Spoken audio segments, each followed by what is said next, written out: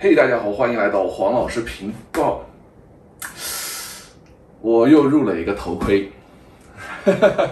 我又入了一个头盔。为什么我要买这个头盔呢？就是因为之前的那个头盔开始戴了之后，不知道为什么就是没有那么多那么强的贴合感了，然后就感觉戴着并不是非常的好，然后这个重心也会前后移的这个感觉，有可能是内衬开始不太行了，或者说可以换个内衬稍微好一点，但是呢，我选择了换个头盔。这个头盔为什么要换它？其实之前那个头盔也有同样的缺点，视线在仿赛这样趴着骑的时候，这个视线一定是这样往下的，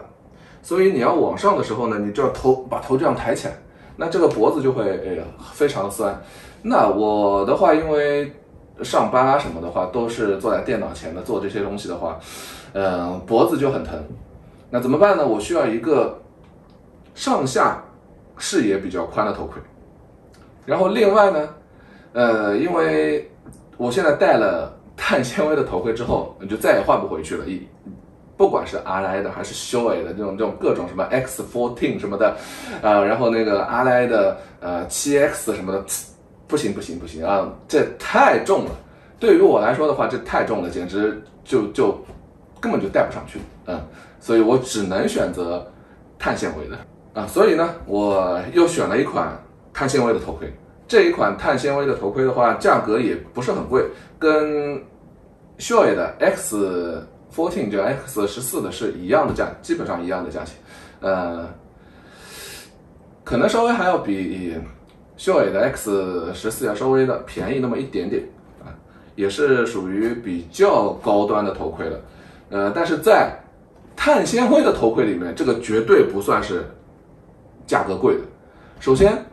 阿莱的这个 RX7X 它是有一个碳纤维的头盔的，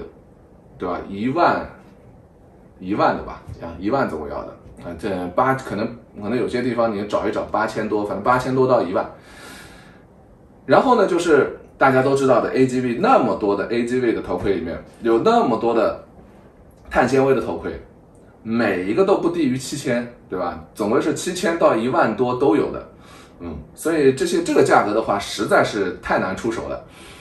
然后我买的这个多少钱呢？它只有3000不到，3000块不到基本上跟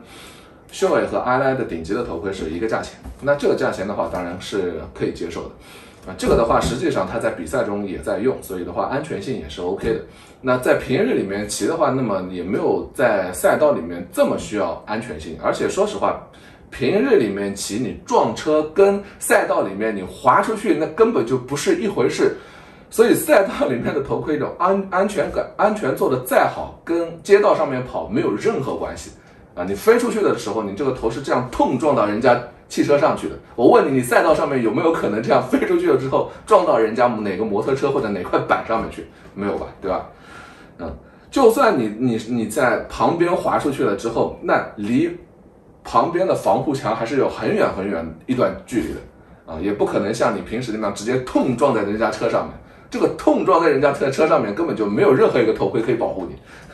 我是这么觉得。所以选头盔这个价格的话，确实还是适当就行了，适当对自己来说就是怎么说呢，在一些轻微的碰撞的时候能保自己的命就可以了。OK， 那么我们看看里面到底是什么。首先头盔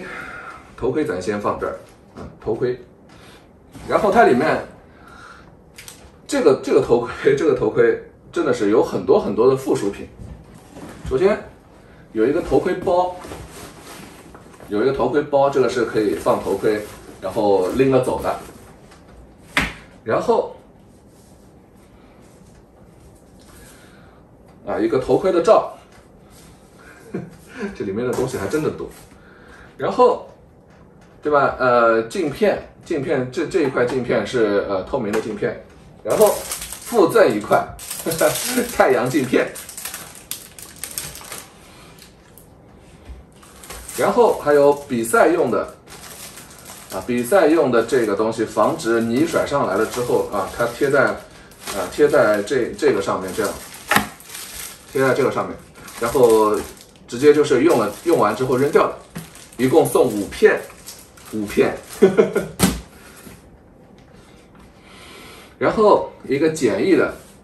放头盔的，然后这个是反光的贴纸啊，贴在头盔各个上面，然后基本上这个东西不用贴的，好像你贴了也没有什么意义。当然了，你喜欢贴的话也可以贴，这是他送给你的。然后一个工具，工具用在哪里？我现在也没有找出来啊。这个啊，虽然说工具是用在这个地方的，但是它这个镜片拿下来是非常简单的。想要把这个镜片拿出来，只要这个东西把它往下摁了之后，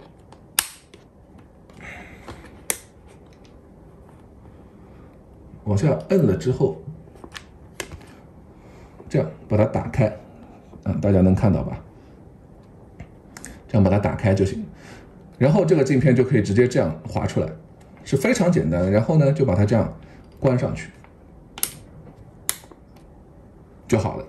这个是我见过的，应该是拆卸现在上面这一块镜片是最简单的一种方法了，简单粗暴，就是把这个给它开一个口子，拉一个口子，让它打开。OK， 然后继续，还有一个护鼻子的这个东西。它这里也有个护鼻子，所以我不知道它这个有什么用，反正有可能它肯定是哪里有用途的，对吧？其他的话也没有什么东西，然后一个小袋子，一个可以装东西的一个小袋子，然后就是说明书。OK， 那么现在基本上东西都已经介绍全了，我们交给现场的黄老师，走起。嘿，我是现场的黄老师。那么我们现在这个头盔在实际的使用当中是怎么样的？现在首先一个戴下来这个感觉，贴合感真的是非常的不错呀。不愧是赛盔啊，真的是比赛用的头盔，这个贴合感非常的不错，里面的内衬啊什么的，跟脸贴的其实还是挺紧的。没有一点点晃动，非常的不错。里面的内饰，而且，感觉都是撑开来的，并没有一种这个内饰好像戴了之后有瘪下去的这种感觉，所以这个内饰还是挺不错的。另外大家可以看一下佩戴的时候是大概这个感觉，然后我特地配了一个颜色，对吧？手套，然后头盔这个颜色，衣服这个颜色啊，这个颜色的搭配。现在我有注意到一点，其实这个镜片这样摸上去，这样摸上去真的是非常的厚，这个真的是很厚实啊。像我以前戴过的 Shure 的 GT-Air 这个镜片也没有那么厚，然后后面的 Wings，就我在视频里面一直戴的那个碳纤维的头盔，那个也没有这么厚实，感觉这块镜片是到现在为止，最厚实的一块镜片了。也不知道是好还是坏，反正现在感觉这个挺厚实的，应该还挺不错的。现在镜片开启的状态的话，通风的效果真的是不用说了，这个从脸上面到后脑勺，全都是非常凉快的。今天气温还挺高的呢。然后我们把它放下来。放下来了之后，进气口，因为这里前面的进气口是挡住的，不过下面还是有那么一点点风可以感觉得到的。那么然后头顶上这个风还是有的，就感觉头顶上有风在吹过，通风性还是挺不错的。然后现在的话，这个头盔的静音性的话，我感觉这个风声还是能够听得到的，即便我开的还挺慢的，这个风声还是拉一把，这个风声还是能够听得比较清晰的，可能静音性并不是这么好，但是我感觉的话，这个静音性也已经挺不错了。虽然说风声还是能够听得到的，但是一点也不吵，